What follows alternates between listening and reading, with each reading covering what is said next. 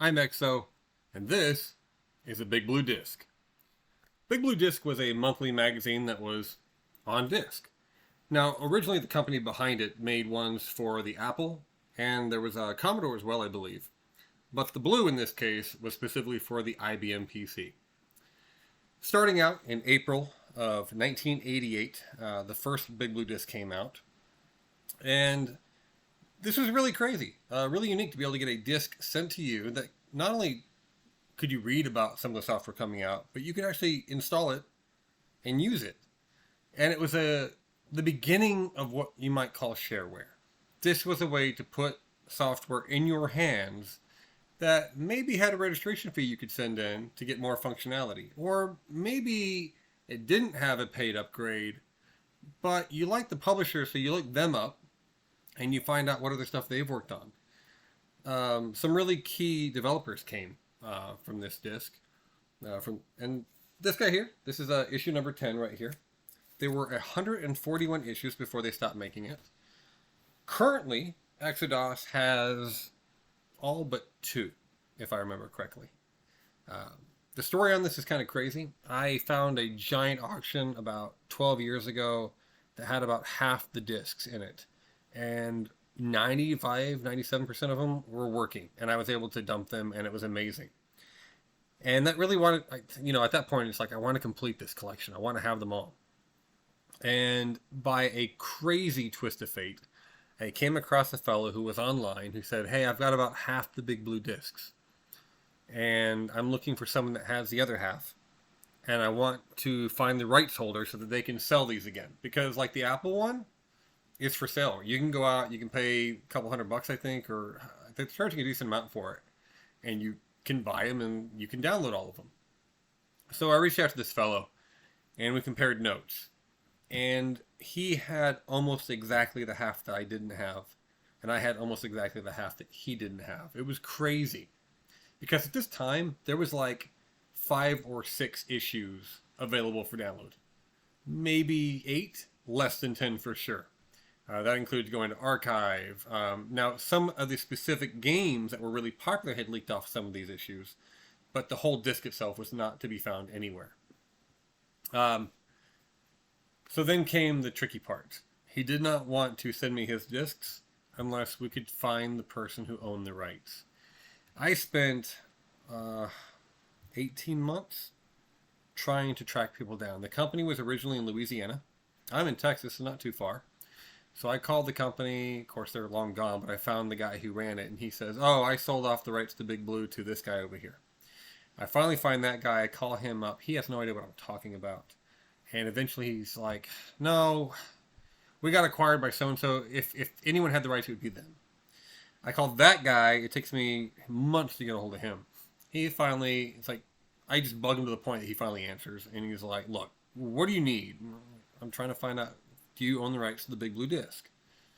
After I explain what it is, he finally says, no. And he points me to the first guy and says, he owns it. So I talked to him again, and he insisted he didn't. And this continued until I basically had enough written evidence that nobody claimed it. Nobody came out and said that they had the rights to it. And so I went to the fellow that had the other half, and I showed him all my emails, and he says, oh, all right, good enough. What's your address? And a week and a half later, a massive box came in the mail with almost every issue I was missing. I was like a kid on Christmas that morning. Just crazy to open this up and find so many missing discs. So at that point, I took the process of dumping them all. And now, over in eXoDOS, in our magazine add-on, you have Big Blue Disc. Now, in the cases where I actually have a cover, I have added it. It looks like I didn't scan. Look at that. Making a video, I figured out what I got to do here. I've got number 10 sitting right here. I clearly need to scan it and add it to the cover of number 10 down there. Big Blue Disc is set up to run. It's pretty neat. You can go to any of these guys here. You can see down here I've got a few more. You can watch as the title screens change through time. Once you get to here, they were calling it Soft Discs on Disc Monthly instead of Big Blue Disc. And right after that, they totally changed their menu here to something that looked a little bit more window style. You can see this was in 1991, so clickable things were starting to kick in around this time. That only lasted a few issues before they went on to a totally different menu style that was a little less Windows looking and a lot more EGA looking, is how I would describe this in my opinion. That particular green, that particular yellow, yeah. As we continue down here, oh look, there's a 75th issue. Look at all that flourish they added to that one. Legends of Murder was in this guy here. That's actually a game that you'll find in the eXoDOS pack proper. There's some print shop images, which is also in eXoDOS, so I guess you could technically, if you know what you're doing, grab those print shop images, import them over into print shop, and actually use them. What is that? Is that about CGA users down there? Oh, CGA users will see a high-res 2-color menu. So yes, this is very EGA at this time. And then yet again, they change again, and they go on to this style. And this lasts for a while. This one goes on, you can see here, all the way down until they went to the new style, starting in 95, and it kind of starts looking like a Windows 95 disk. Now remember, this is still running in DOS. It's not until you get down here that I believe these might be running in Windows at this point down here. But they were also a lot higher res at this point. And this is 1997, yeah. But they're all set up and ready to go. So, for example, let's see if, what does this guy got on it? Witches. Let's see what the witches are. We're going to double click on that guy here. And here, DOS box. It is not Windows. We're in VGA shell right now. Okay. And we're going to come over here and click on witches. What is this? And to run it. One cool thing about on disk and Big Blue Disk is you did not have to install these things. They were ready to go on the disk. So you can hit start and go. There might be a few exceptions to that because there always are. So I always hesitate to say anything is always a certain way, especially in the world of DOS. But, oh, it's an X's and O's kind of game. How do I, let's see here. I don't know what I'm doing. Is it move where? How about there? She's got a little scooter. It's kind of a chess game. It looks like, oh yeah, so we got scooters, rollerblades, brooms. Huh. I'm going to go ahead and kill that because I got no idea what I'm doing. I'm not going to waste all of our time with it. And let's go up here and, oh, I don't know. Let's look at this guy. What does he got? There we go. Catacomb. Does that sound familiar to anybody? Let's go launch this guy.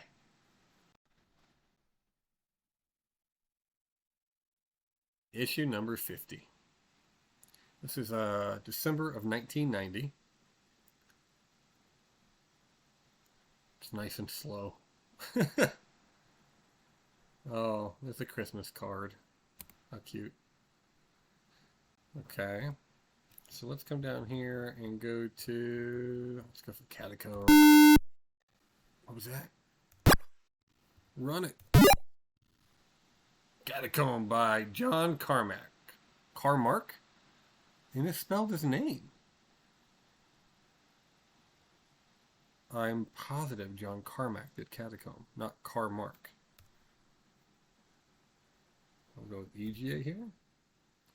So those, well, it seems to be running a little fast. That's one negative thing about the Big Blue Disk is different games may require different speeds. Now, Control F11. Wow, we'll slow the game. And we're walking around a little bit here. In the very gauntlet style, the way they are trying to home in. The algorithm is just to try to get through a wall to get me. Got a key here. Use that key. Looks like there's a mirror in here. How do we get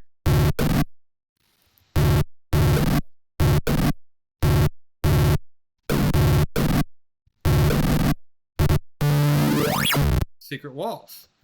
That's interesting because that's exactly Catacomb Abyss, which is the 3D version of that game.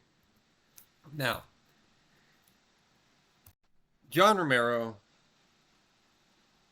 John Carmack, and a few of the other guys from ID or id Games, they started with Big Blue.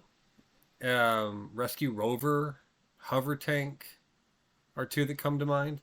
Now, eventually, what happened was their games were starting to get so popular that they were able to come up with a deal for a secondary magazine called Gamer's Edge. And that is where a lot of their big ones came from. Dangerous Dave came out of that one. I think Hover Tank ended up getting re released over there too. But about this time, Tom Hall was really getting going over at Apogee. And he wanted his buddies to come and join him. But they were stuck in a deal with Gamer's Edge, Big Blue Disc. So Hall jumped in. This is lore that I picked up over the years from different books and stuff, not first-hand knowledge. And he helped them program a few games, knock them out to get them out of their deal, so they could go over there. And at the risk of deification, they clearly made a huge impact. Commander King was a pretty quick thing that they came out with. Of course, at the same time this was going on, you had the Catacomb games went 3D. Clearly, you had Wolfenstein, and then Doom, and then the rest turns into history at that point. But these humble beginnings over at Big Blue Disc is where those guys came from initially.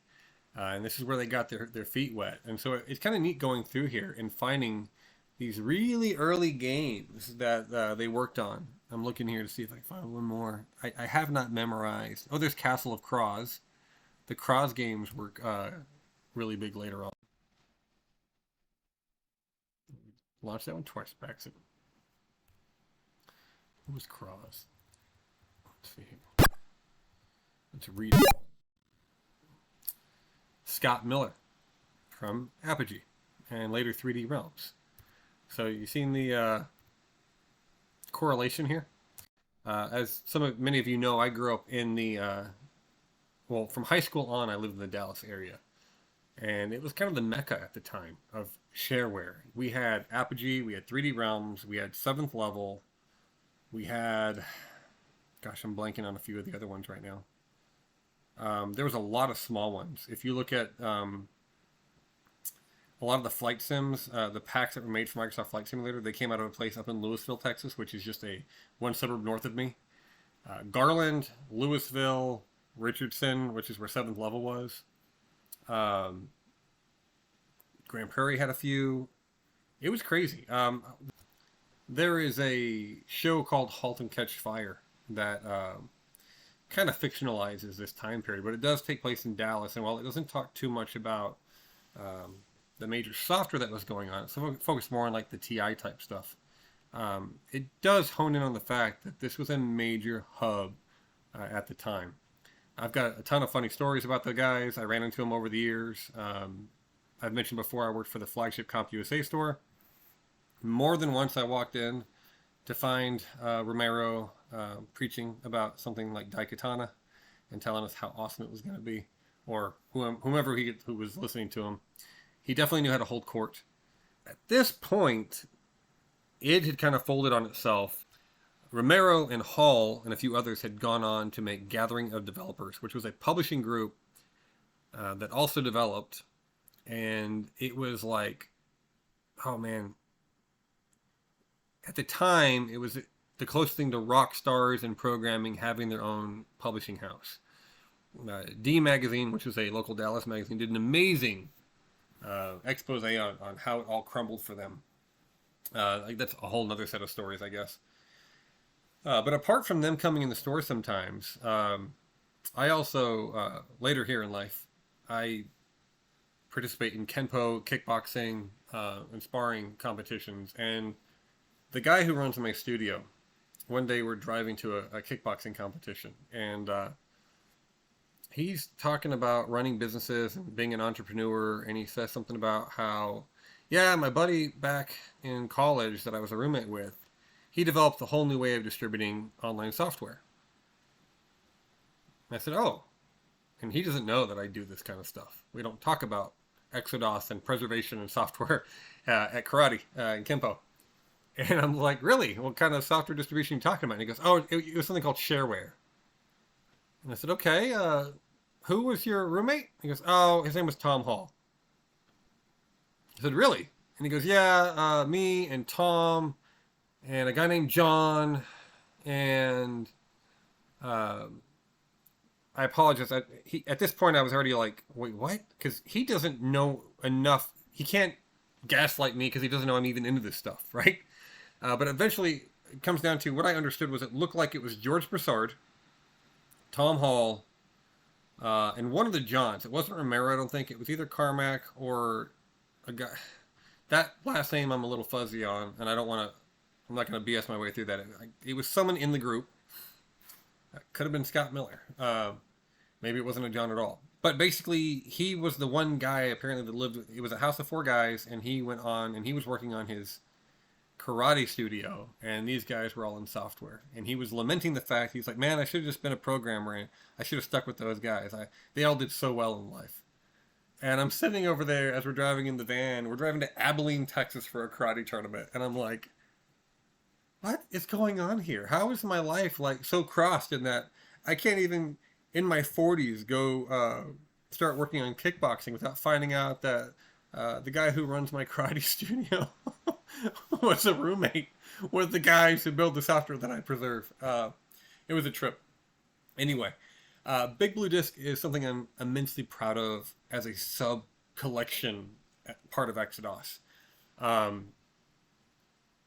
It was not easy to acquire all these discs, to get them running, to get them working, to find the full thing. One day I would love to have the actual covers for every single one of them. It's a little bit of a pipe dream, I'm guessing. It may never happen.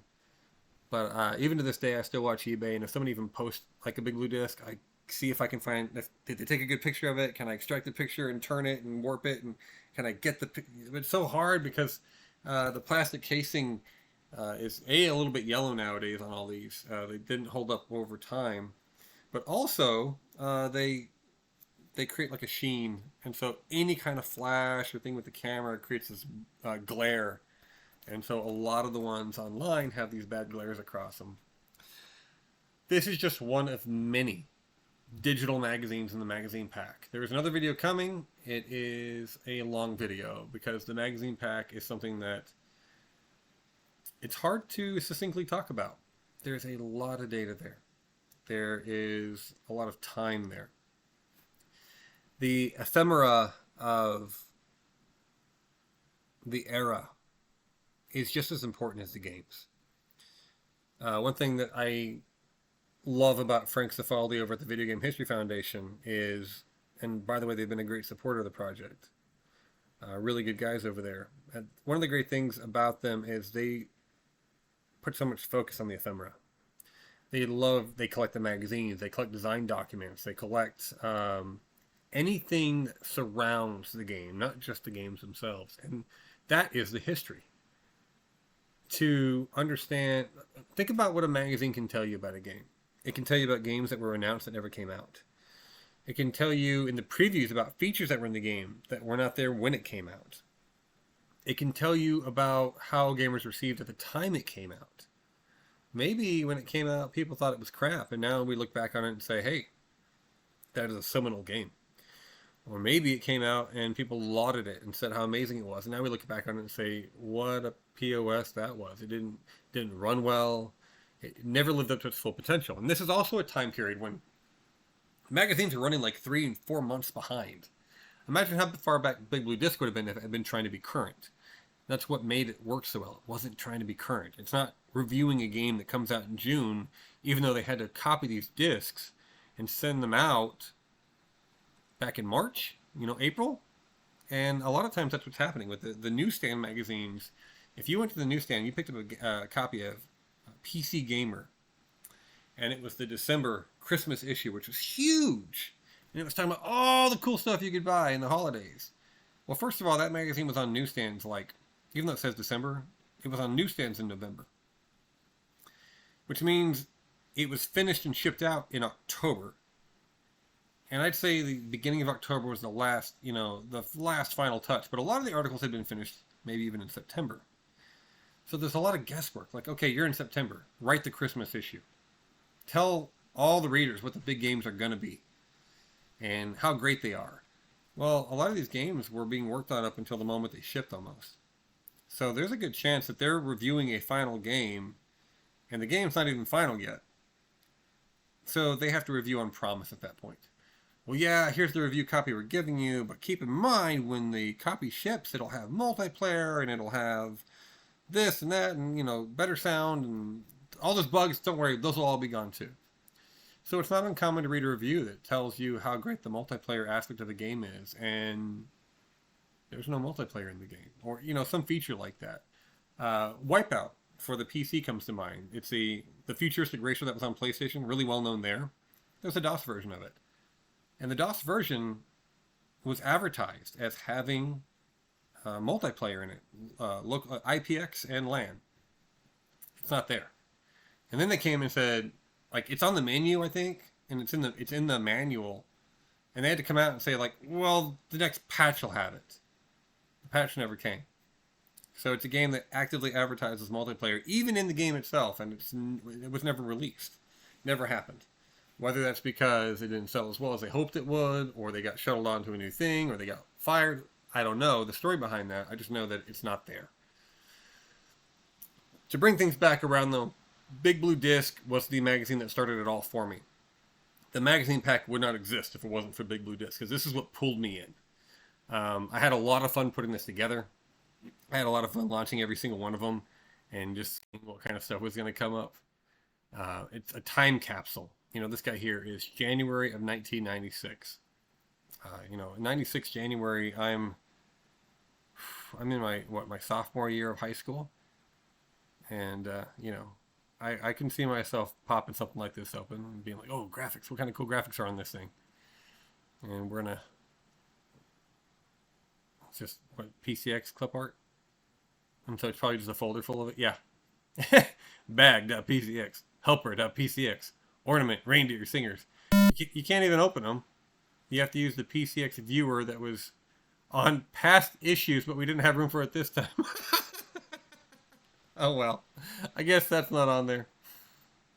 But we got telecards. What's the virtual fire? Is that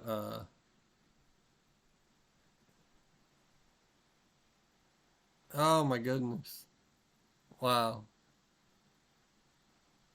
This takes me back, man. We used to sit there and we would take a MIDI player and have a visualizer like this and play like MIDI versions of Lithium by Nirvana, or whatever else we could find. And this felt like, wow, I haven't seen something like this in probably 20, 30 years.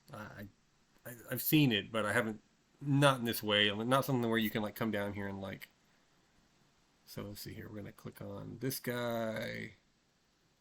How do I make it go?